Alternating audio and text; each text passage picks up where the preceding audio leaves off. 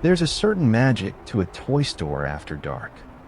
When the doors are locked, the lights are dimmed, and the only sound is the low hum of the fluorescent bulbs. It's supposed to be a place of silent, dormant joy. But not this place. Not the Sunnyvale Toys R Us. My name doesn't matter anymore. What matters is what I saw. I was a college kid back in the late 70s, trying to make some extra cash. The night shift at the brand new Toys R Us seemed perfect. Quiet, easy. Stock the shelves, clean up, and leave. Or so I thought. They told us during orientation that the store was built on an old orchard, a family farm owned by a man named John or Johnny. They said it with a chuckle, as if it were a fun piece of local trivia. They didn't tell us that some things, when their home is bulldozed, refuse to leave. They just find a new place to play. And when the last customer left and the final lock clicked shut, the real playtime began. The first few weeks were normal. The silence of the store was my companion. Aisle after aisle of dolls with vacant glass eyes, action figures frozen in heroic poses, board games promising hours of family fun. My routine was simple. Start in aisle 1, work my way to aisle 15. The first sign was small. A single rubber ball that I'd find at the end of an aisle I had just swept. I'd pick it up, place it back in its bin, and blame my own tired mind. Then it happened again the next night, and the night after. Always the same ball, always in the middle of the empty floor. Then came the sounds. A faint giggle, so high-pitched and quick, you think it was the building settling or a mouse scurrying away. It always seemed to come from the girls' section, near the baby dolls. I'd freeze, my heart pounding against my ribs, listening. But there was never anything there. Just rows of smiling, plastic faces. I tried to tell my manager, a guy named Carl. He just laughed it off. "This old building makes noises," he'd say. "You're just spooking yourself working nights alone." Maybe he was right. I wanted him to be right. But the activity grew bolder. One night, I was stocking skateboards in aisle 7. I had my back turned for maybe 30 seconds. When I turned back around, a roller skate, one of those old metal ones you strap to your shoe, was slowly, deliberately rolling down the gentle slope of the aisle towards me.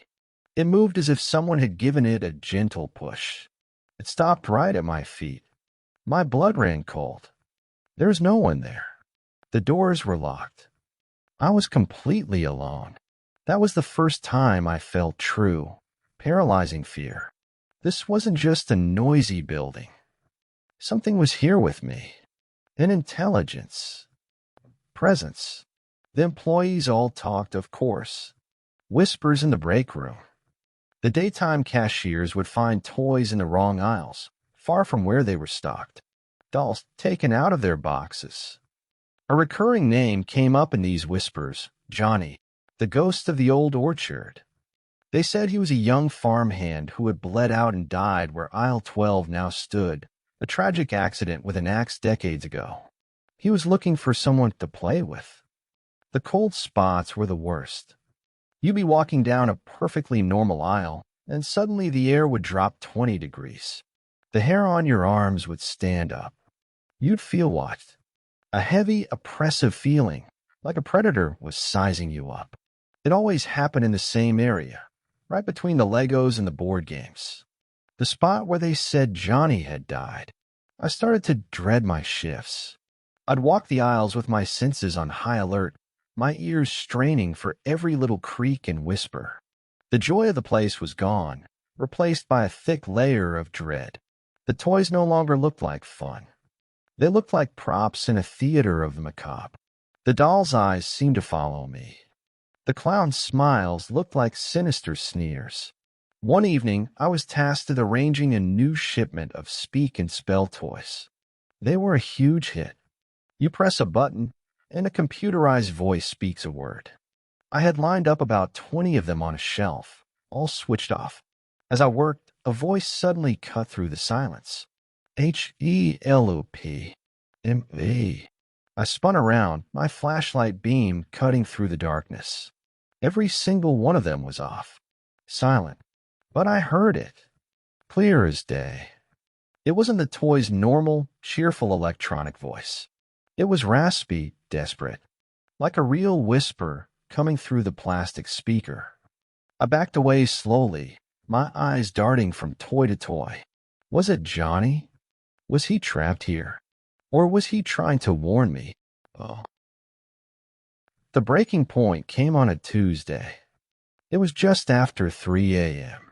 The air was heavy static. The silence was louder than usual. I was at the back of the store when I heard it. The unmistakable sound of a bicycle bell. My heart leaped into my throat. I grabbed my heavy-duty flashlight and started walking towards the front. Hello, I called out, my voice trembling. Is anyone there? Only silence answered. I reached the main aisle, the one we called the racetrack, because of how long it was. And that's when I saw it. At the far end of the aisle, a small red tricycle. It was positioned directly under one of the few security lights. As I watched, paralyzed, it began to move. Slowly at first, then picking up speed, its little plastic wheels humming against the floor. It was coming right for me. I was frozen. I couldn't scream. I couldn't run. The tricycle kept coming faster and faster. And then the lights in the entire store began to flicker violently. One by one, the toys on the shelves around me came to life. Jack-in-the-boxes popped open with jarring melodies. Toy monkeys clapped their cymbals together. Fire trucks blared their sirens. The speak and spells all started shouting random letters. It was a symphony from hell, chaotic, terrifying orchestra conducted by an unseen hand. And in the strobing, flickering light, I saw him. For just a second. A transparent, shimmering figure of a young boy, standing right behind the tricycle, his hands on the handlebars. He wasn't smiling. His face was a mask of sorrow and confusion. He looked right at me, through me. Then the main circuit breaker blew. The entire store plunged into absolute, deafening darkness and silence. The tricycle crashed into a shelf right in front of me, and I ran. I didn't even grab my coat. I burst through the emergency exit, setting off the alarm, and just kept running. I never went back. I called Carl the next day and quit. I didn't give him the real reason. He wouldn't have believed me anyway. Years have passed. That Toys R Us is gone now, replaced by something else. But I still think about that night. I think about that little boy, lost in a maze of plastic and bright colors, a place that should have been heaven for a child, but was his own personal prison. Was he trying to play? Or was he asking for help in the only way he knew how? The toy store is supposed to be a place of pure imagination and joy. But sometimes you have to wonder, whose imagination and whose joy? So next time you see a toy that seems to move on its own, just remember my story. Some things never stop playing. Experience something you can't explain, share your story in the comments below. And if you want to hear more tales from the shadows, make sure to subscribe and turn on notifications. Stay safe out there.